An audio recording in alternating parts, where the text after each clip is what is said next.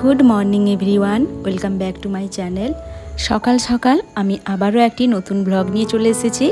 आपनारा देखते थाकुन। I hope आपनादेर आजकेर এই ব্লগটি একটু হলেও ভালো লাগবে। আজকে সকাল সকাল আমি একটু তাড়াতাড়ি বিছানা থেকে উঠেছি আর সোজা চলে এসেছি কিচেনে।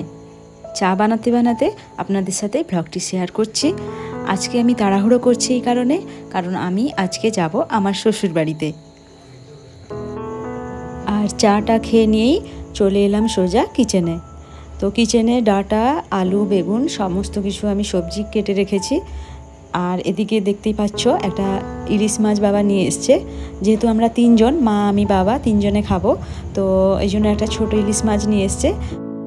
সঙ্গে কুচো চিংড়িও আছে, তো ওগুলো আমি ডাটা চচ্চড়িতে দেবো আর বাকিটা থাকবে কোনো একটা তরকারি হয়ে যাবে। তো একটু তাড়াতাড়ি যাতে হয়ে যায় আমি চিংড়ি মাছগুলোকে একটু বেছে দিচ্ছিলাম। তো তাড়াহুড়ো করে দুটো তরকারি আমি করে ফেলেছিলাম আর মা বাকিটা করবে। তো এদিকে আমি স্নান টান সেরে দিদির ছেলে মেয়েদেরকে কিছু পুজোর গিফট দিতে হবে, তো ওটার জন্যই রেডি করছিলাম। এই ভিডিওটা আগের দিনের শ্যুট করা। তো আমি শপিং করতে গেছিলাম, ওই বাচ্চাদের জন্য ড্রেসগুলো নিয়ে এসেছি। তো ওগুলো আমি আমার দিদির মেয়ে আসে, তো ওর স্কুলটা আমাদের বাড়ির পাশেই, আগেই শেয়ার করেছি দিদির বাড়িটা আমাদের এখানেই কাছেই। তো ও এলে ওই গিফটের প্যাকেটটা নিয়ে চলে যাবে, আমি রেডি করে রেখে দিয়ে যাব। কারণ ওর সাথে আমার দেখা হতেই পারে না হতে পারে, কারণ আমি বেরিয়ে যাব, আমার ট্রেন আছে 12:30টায়। তাই আমি রেডি করে দিয়ে গেলাম, ও নিয়ে নেবে। আর এখানে এই হাফ প্যান্ট আর গেঞ্জিটা দেখছেন, ওটা হচ্ছে আমার দিদির ছেলের জন্য। আর এই টপটা হচ্ছে, এই জিন্সের টপটা হচ্ছে পুচুর জন্য, মানে দিদির মেয়ের জন্য। তো কিছুদিন আগেই পুচুর বার্থডে ছিল, ওই একটা জিন্স নিয়েছে, তো ওই জন্য বললো মাসি আর জিন্স নেবে না, একটা আমার বরং টপ আনবে, জিন্সের উপরে পরতে পারবো। তো আমি একটু জিন্সের একটা ভালো দেখে টপ নিয়ে নিয়েছি, আর এটা পরলে ওকে বেশ মানাবেও। আর এই বছর বাড়ির কারোর জন্যই কোনো কিছু কেনাকাটা সেভাবে করা হয়নি। আমার বাবা মা আর শাশুড়ি মা সবাই বলে দিয়েছিলেন যে ওনাদের জন্য যেন কোনো কিছু না কিনি, আর আমি নিজের জন্য সেভাবে কিছু কিনিনি। প্রতিদিন চলার পথে মানুষের যেটা দরকার ওগুলো তো কিনতেই হবে, তাছাড়া পুজোকে কেন্দ্র করে কোনো কিছুই কিনিনি। মানে কেনার মতন সিচুয়েশানে নেই যে ড্রেস কিনবো। আর এই তো কয়েকটা মাস হয়েছে, বুঝতেই পারছেন আমরা হারিয়েছি আমার হাজব্যান্ডকে, সবাই আমরা কতটা কষ্টে আছি, যার জন্য ইচ্ছেও করছে না যে পুজোটাকে ভালো করে এনজয় করি। আমাদের পুজো বলতে কিছুই নেই হয়তো এবছর লাইফে।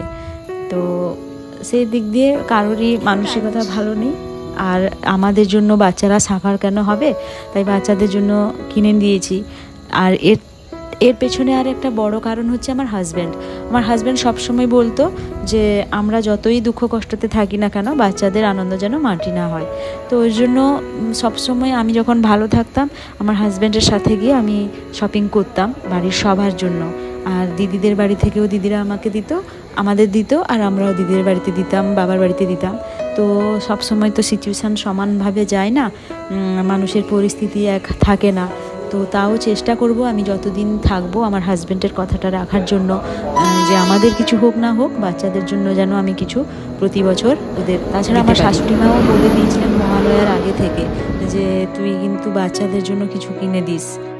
তো সব কিছু আমি মাথায় রেখে বাচ্চাদের জন্য ড্রেসগুলো কিনে নিয়ে এসেছি, ওদের দিয়ে দিয়েছি। ওদের আশা করি ভালো লাগবে, আনন্দ হয়ে যাবে। আর গিফট পেতে কে না ভালোবাসে বলুন তো, মানে পুজোর সময় না আমরা সবাই আশা করে থাকি। আর ওরা তো বাচ্চা বলুন, আমার মানে আমি তো ওদের মাসি হই, ওরা তো একটু আশা করবেই মাসি নতুন জামা প্যান্ট পাঠাবে, মানে যেটা হয় আর কি। মাসি পিসি কাকু দাদা এরা সবাই, যে বাবা, এরা নতুন নতুন জামা কাপড় দেবে, তো গিফট সবারই ভালো লাগে। আমাকেও যদি গিফট কেউ দেয় আমিও আনন্দিত হয়ে যাব, তো ওরা তো বাচ্চা, আনন্দ তো পাবেই। দেখুন তো গল্প করতে করতে অনেকটা পথ চলে এলাম। অ্যাকচুয়ালি বাবাকে দেখলেন, বাবা আমাকে ট্রেনে তুলে দিতে এসেছিলেন, আর আমি ট্রেনে বসেও গেছি। আর সত্যি বলতে এবারে না আসার মতন অতটা মানসিক জোর পাইনি। শাশুড়ি মাকে নিতে আসবো বলে আসা ঠিক আছে, কিন্তু মানে প্রতিবারই আসতাম, আমার হাজব্যান্ড থাকতো, একটা এনার্জি নিয়ে আসতাম। তো এখন সেই এনার্জিটা যেন কোথাও একটা হারিয়ে ফেলেছি। তো সারা রাস্তাটা একটু মন খারাপ হতে হতে গেছে, ভালো লাগছিল না একদমই। আমি যখনই বাবার বাড়ি থেকে শ্বশুর বাড়িতে আসতাম, ট্রেনে ওঠা মাত্রই, ট্রেন বাস যখনই যেখানে থাকি না কেন, হাজব্যান্ডের সারাদিনে নিশ্চয়ই 5-6 বার করে ফোন আসবেই আসবে, ঠিক আছে কি না, ঠিকভাবে সিট পেয়েছি কি না, সাবধানে আসছি কি না, খাওয়া দাওয়া করেছি কি না, ও সমস্ত মানে খবর নিত। তো ঘড়িতে এখন বাজে 4:15, আর কিছুক্ষণের মধ্যে আমি নেমে পড়বো। 4:30 ভুবনেশ্বর স্টেশনে পৌঁছে যাব। এটা ছিল ধৌলি এক্সপ্রেস। অনেকে জানেন না হয়তো, আমি বাবার বাড়িতে আর শাশুড়ি মা এখানে। অ্যাকচুয়ালি কিছুদিন আগে আমার একটা ভিডিওতে দেখবেন আমার মায়ের একটা ভিডিও আমি শেয়ার করেছি, আমি হসপিটালে নিয়ে যাচ্ছি মাকে। তো আমি তো একা, দুদিক আমাকে সামলাতে হয়, তো ওই জন্যই ওখানে মায়ের ডক্টর চেক আপ ছিল, মাকে ডক্টর দেখানো ছিল, তো ওখানে আমাকে যেতেই হতো বা থাকতেই হতো, তাই আমি ওখানে ছিলাম। আর এখানে শাশুড়ি মা চলে আসার কারণ হচ্ছে এখানেও কিছু কাগজপত্রর কাজ ছিল, যেগুলো শাশুড়ি মা থাকলেই করা সম্ভব হবে, তাই শাশুড়ি মা এখানে চলে এসেছিলেন। অ্যাকচুয়ালি হাজব্যান্ডের মৃত্যুর পর কিন্তু শাশুড়ি মা আমাদের সাথেই আমার বাবার বাড়িতে গিয়েছিলেন, আর এই কাগজপত্রের কাজগুলো আছে বলেই শাশুড়ি মা আবার চলে এসেছেন। আর আমি সেই জন্য যাচ্ছি, আজকে ওনাকে নিয়ে আসবো, পুজোটা এখানেই কাটাবে। এরপর হাজব্যান্ডের বাৎসরিক কাজ রয়েছে, ওটা যতদিন না কমপ্লিট হচ্ছে ওই বাড়ি তো ছাড়া যাবে না, তার জন্য আবার যেতে হবে, কাজগুলো কমপ্লিট করতে হবে।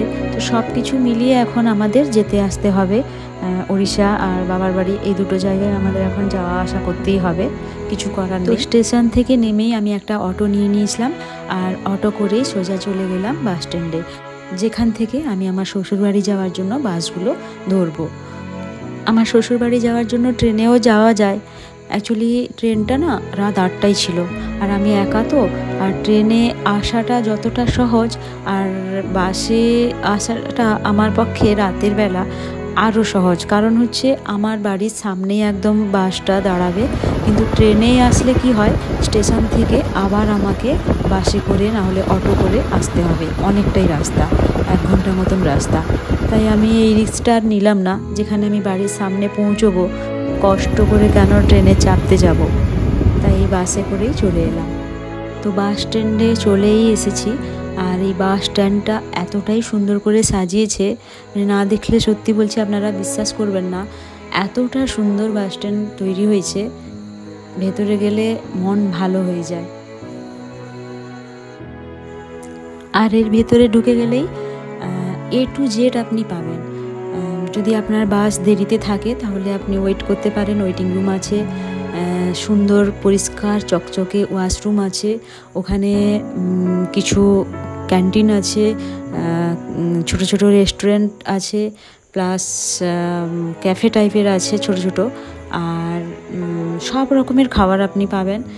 আর রয়েছে টাইম স্পেন্ড করার জন্য, ঘুরে দেখার জন্য কিছু মিউজিয়াম টাইপের বা অনেক কিছু বেশ সাজানো আছে ঘুরে দেখার মতো। টাইমটা কি করে কেটে যাবে বুঝতেই পারবেন না। যদি কোনো দিন সম্ভব হয় আপনাদের আমি ঘুরে দেখাবো, বাট এত সুন্দর করে সাজিয়েছে, ভেতরের ভাইবসটাই একদম আলাদা, এত গাছপালা দিয়ে সুন্দর করে সাজানো গোছানো, পরিষ্কার, নিট অ্যান্ড ক্লিন, খুব সুন্দর।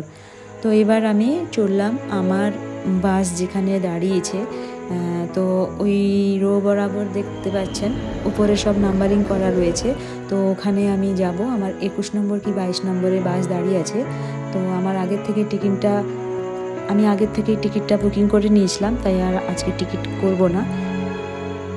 বাস ছেড়েছিল বিকেল 5:30টায়, তারপর আমি আর ভিডিও করিনি।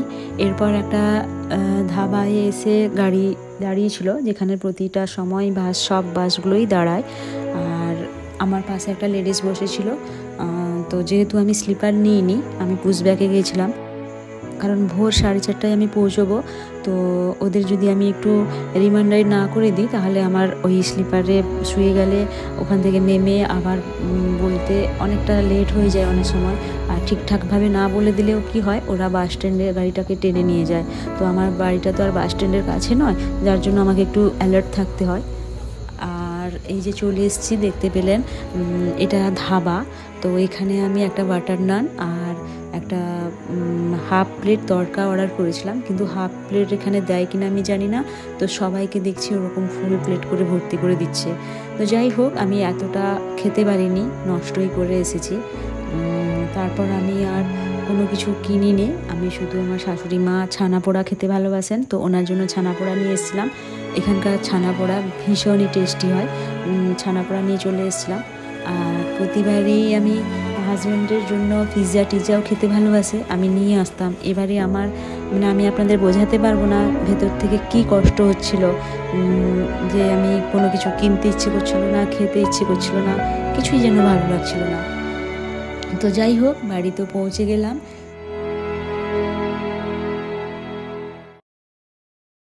বাড়ি পৌঁছে একটু ফ্রেশ হয়ে শাশুড়ি মা লিকার চা করে দিয়েছিলেন, তো চা খেলাম, বসে দুজনে গল্প করছিলাম। তো একটু এনার্জি বেঁচে ছিল না আমার যে আমি ব্লগটিকে কন্টিনিউ করব। তো আজকের ব্লগটি এই পর্যন্ত। যদি কিছু ভালো লাগে তাহলে প্লিজ লাইক কমেন্ট শেয়ার করতে ভুলবেন না, আর নতুন বন্ধু হলে সাবস্ক্রাইব করে দেবেন। আর দেখা হচ্ছে নেক্সট কোনো ব্লগে, ততক্ষণ টাটা, ভালো থাকবেন সবাই।